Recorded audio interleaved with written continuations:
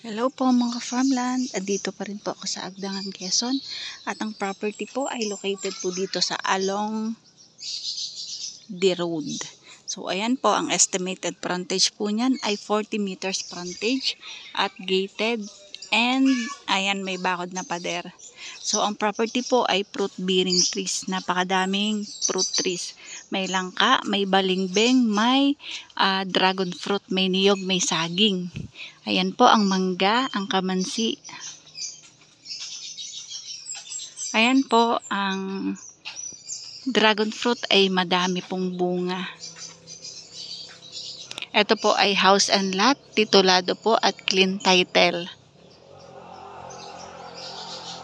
Ayan po ang caretaker. Yan po ang para itong dalandan ba? Ay, suha.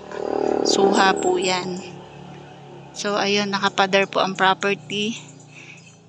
Concrete fence po. Ayan po ang rambutan. At ito po ay along beach din po. Along beach front. At ayan po sa dulo. So, maganda ang property kasi well developed. May bahay na din.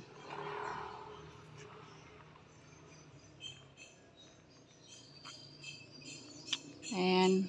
May mga linya ng kuryente. Dragon fruit po, madaming bunga.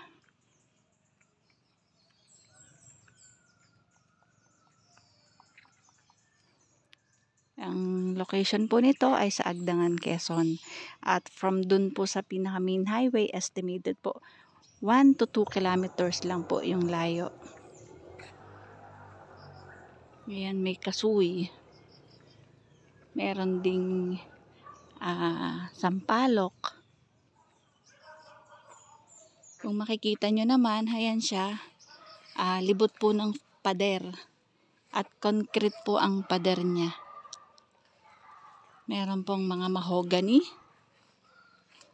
At meron pong langka, mangga, at rambutan.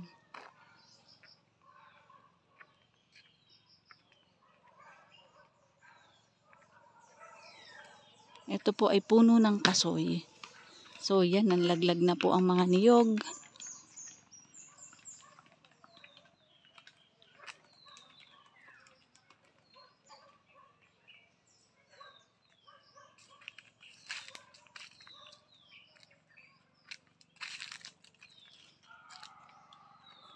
Yan po, may tangke na din sila ng tubig. Meron pong mangustin, santol. At ito nga po ang suha.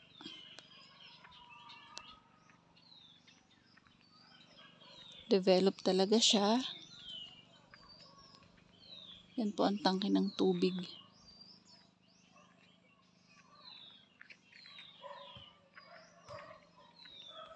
Meron din pong chiko.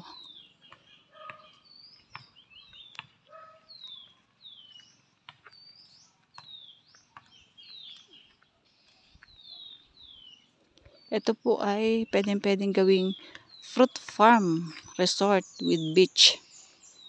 With beachfront.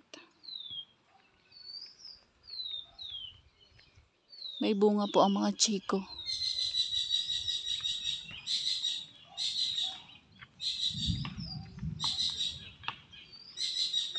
May signal ang cellphone, internet connection. Ayan po, may puno po ng nara. May puno ng durian. At may mga bunga ang chiko. May dalandan din.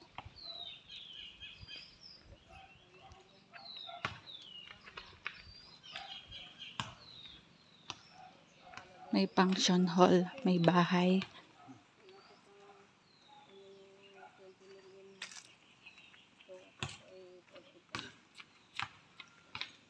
Ayan po yung pinakabahay niya.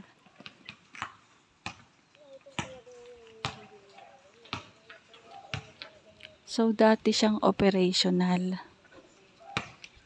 So, yung makakabili, eto, kita nyo naman, oh. Maganda na yung bahay niya.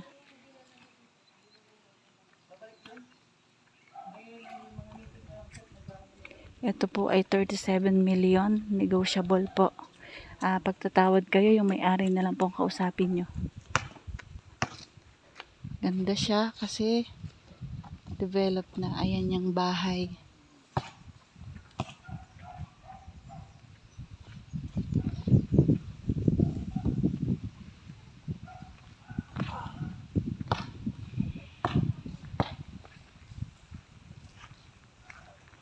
May CR. May mga cottages din po.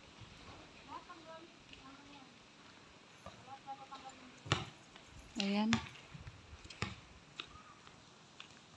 Nay, paano yung mga gamit kasama yun? Lahat ng gamit. Pati yung ano? Pati yung jet ski? Kasama yun. Okay. Ayan po. Ito po pala ay take all na po pala lahat ng gamit. Wala na pong tatanggalin ang may-ari ng lupa. So, ayan po ang kasama. Ang included po yan. Pati po yung jet ski. Yan nga lang daw po ay merong kailangang ipaayos. So, kasama din po yan sa bentahan.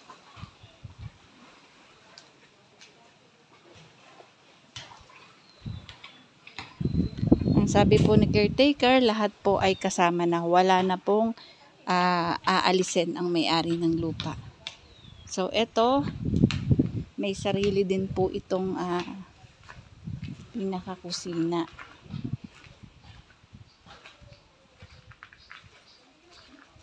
Ito po ay develop at ito pong pinaka-house na ito is aircon.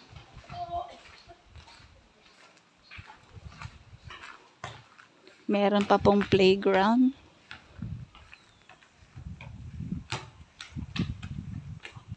So, ito po ay dalawang room.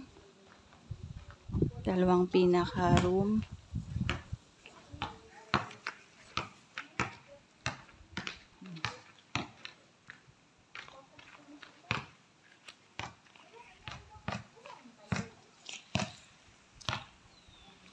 Aircon din po ang pinaka-room sa taas. So, may isa pong pinaka-bahay doon. At yan po ang CR.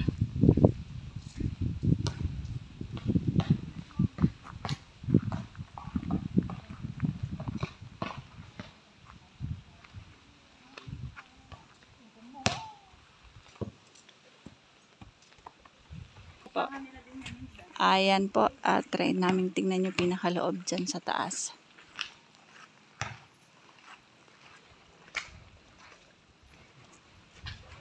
Isa-isahin po namin ang kwarto dito sa taas. Thank you po sa mabait naming kasama dito si ma'am, yung caretaker po nito.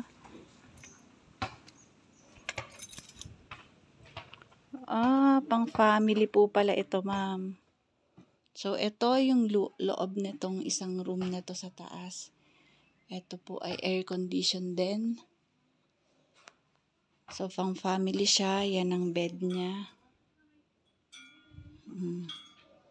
Ganda siya. Kasama na lahat yan. Wala nang tatanggalin ang may-ari ng lupa. So, ito po ay sliding window.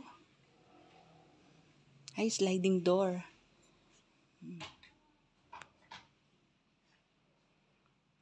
Yan. So, kasama na din. May TV na. Ito po sa lahat yung kalak. Yung baba niyo po. Yan, baba. Yan.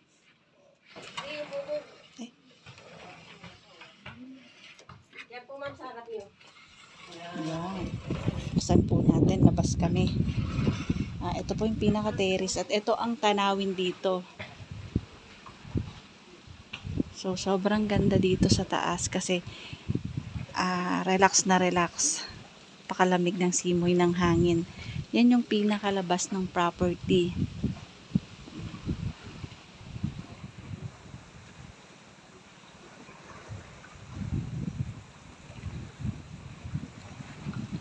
Ang Ang asking po ng may-ari ay 37 million. So, parang hindi na po lugi yung makakabili kasi maganda naman po eh. Kasama na po lahat po ng gamit. Wala na pong maiiwanan dito. Kasama na yung jet ski. Kumbaga may sira lang daw po, ipapaayos na lang.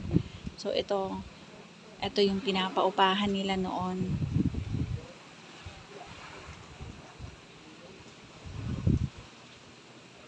Ito yung CR. Siguro ito yung CR. Ayan po yung pinaka-CR niya.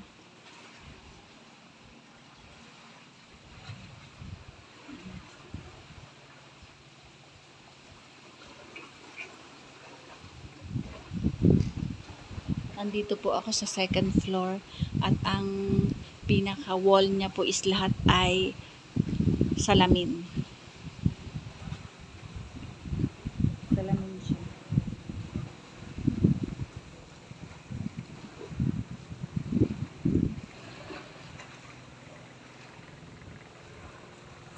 So, tayo sa baba. Puntahan ko naman yung ibang kwarto sa baba.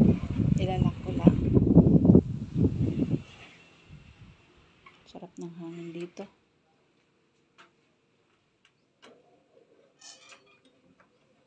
Ayan. Yan po ang nilalaman dito sa loob sa second floor. 5-5.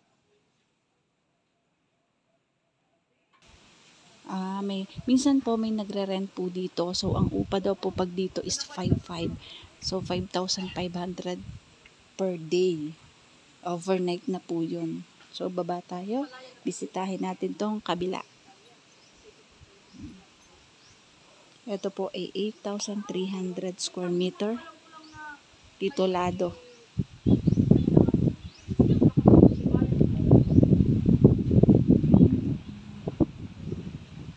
Ito yung first floor niya. Pinakagalawan function hall at mukhang ito ay billiard hall pa.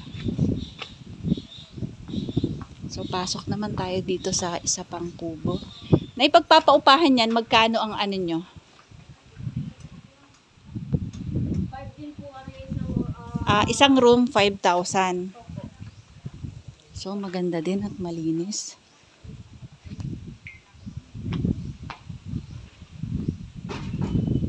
Yan po, ito ay aircon din at lahat po yan na may aircon po yan. maganda May po. CR. May CR din, so malinis pati. Ito po, pag may gusto pong umupa dito, pinapaupahan po ito ng 5,000 overnight. Overnight na yun, ano na eh? Ayan, overnight na po ito. So maganda po dito. Sa mga interesado po na bilihin or mag-overnight dito, kontakin niyo lang po si Ka-Farmland TV. So ito naman yung pinaka-CR niya. Maganda din. Yan lang yun. Ayan po.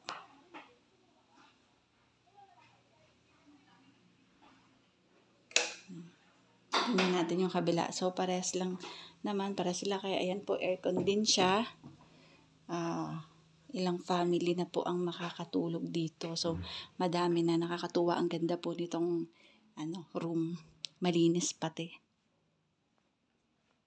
Lipat tayo sa kabila.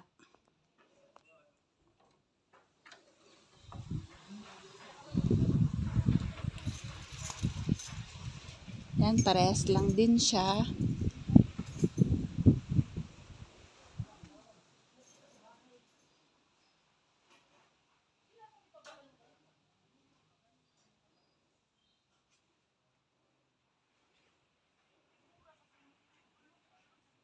Aircon din po.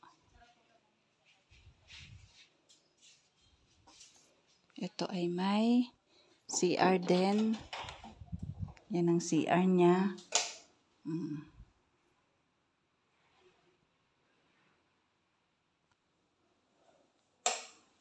Then sa kabila, itong pintuan na ito ay pinaka siguro kusina. Parang ito yung pinuntahan ko kanina.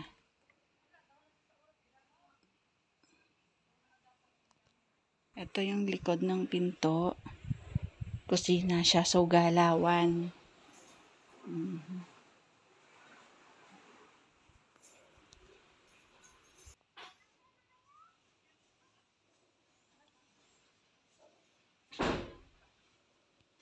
Yan po, ito pong room na ito ay 5,000 overnight. Yan, so punta naman tayo sa pinaka main house. So titingnan din natin at papasukin din natin yung loob ng main house.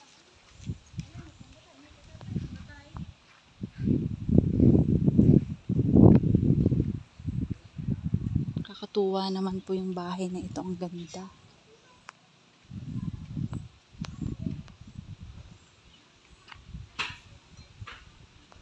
So, yung beach front, yan na yun. So, mamaya lalabas ako dyan.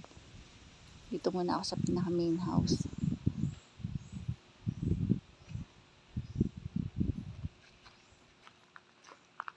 May garage.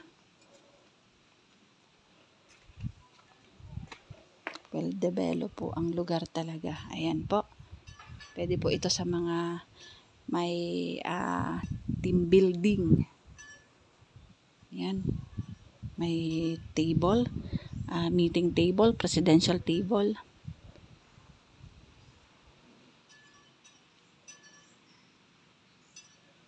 Yan. Yan po yung pinaka-terrace ng pinaka-main house. So, papasok tayo sa loob para makita naman yung nilalaman ng main house. Yan po, kagaya nga ng sabi po nila, take all na po lahat ng gamit. So, wala na pong iuuwi si seller. Yan. Ang laki din ng kwarto.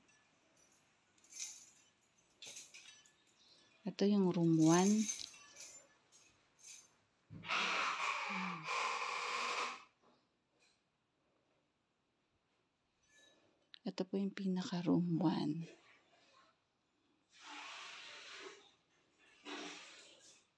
Ganda kasi mini-maintain po ni caretaker yung kalinisan dito sa property. Wala akong masabi, malinis siya. Ito po, aircon din po itong room.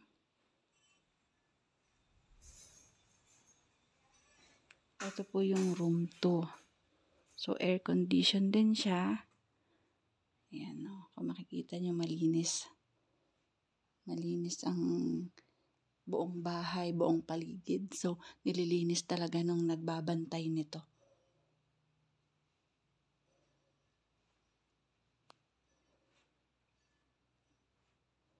Pang family. Tapos, ayan ang table. Ito yung pinaka-kusina.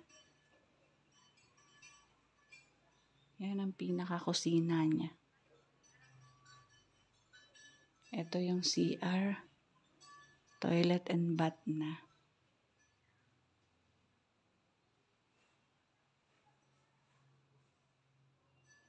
Yan, may heater pa.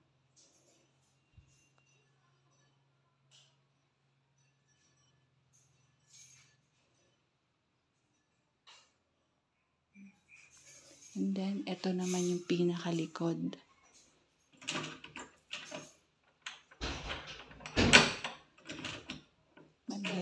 Mahirap buksan na. Ayan. Ito po yung pinakalikuran. So, malinis siya.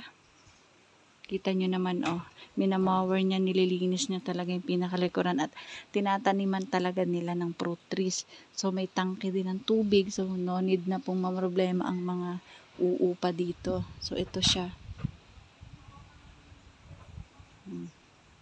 Ito po yung CR, yung mga magre-rent, yung magsuswimming. Ayan po. Ito po yung pinakagilid. So, nakakatuwa kasi ang ganda ng property.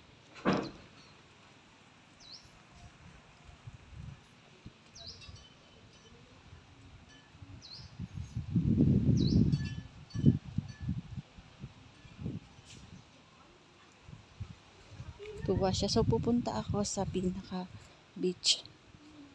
Doon sa front, ayan. Kunin ko lang ang aking sleeper.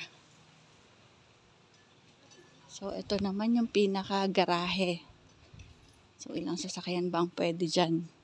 Yan ang garahe ng pinaka-main house.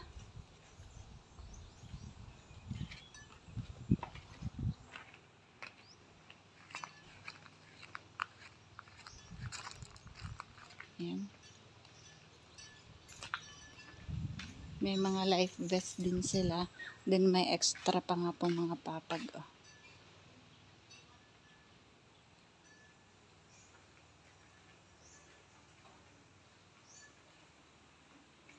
So nakakatuwa siya kasi malinis. Malinis ang paligid.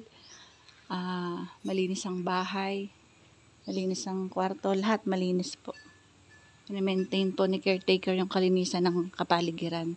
So anytime nga naman na may bibisita, meron pong mga guest, presentable po niyang maiipakita. So pupunta naman kami sa may beachfront. Nanay, dito lang ako sa may Ayan, sa may beachfront naman kami. Ano to? Wishing well. Tubig.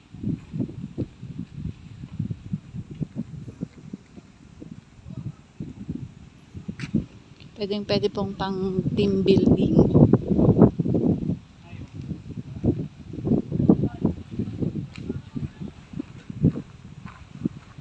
Ayan po ang aking mga ka-team. Ang team ni Ka-Farmland TV, hindi ko alam kung anong pinagagagawa na nila dito. Ano yan? Ayan po.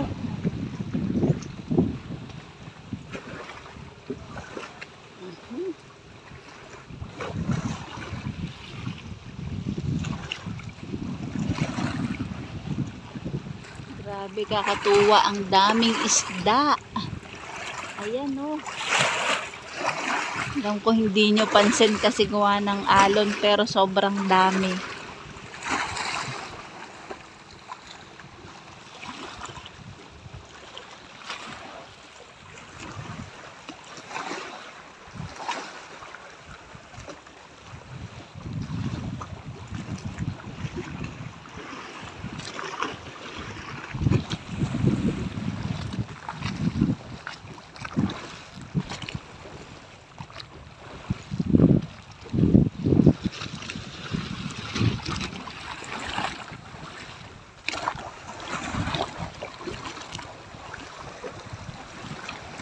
Mababa siya hanggang dyan, mababaw lang.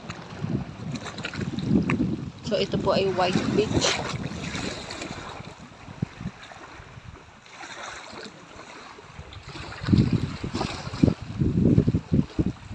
Sulit ang bibili dito mga Ka-Farmland TV kasi sobrang ganda, develop.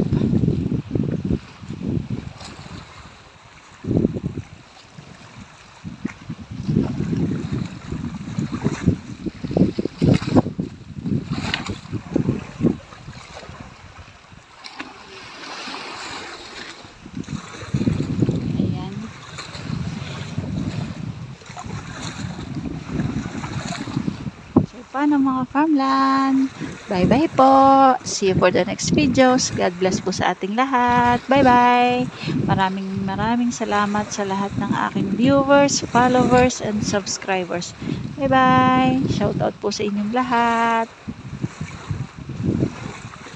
Maraming salamat po kay ex-councilor Russell Legaspi sa pag-accommodate po sa amin dito sa Agdangan, Quezon.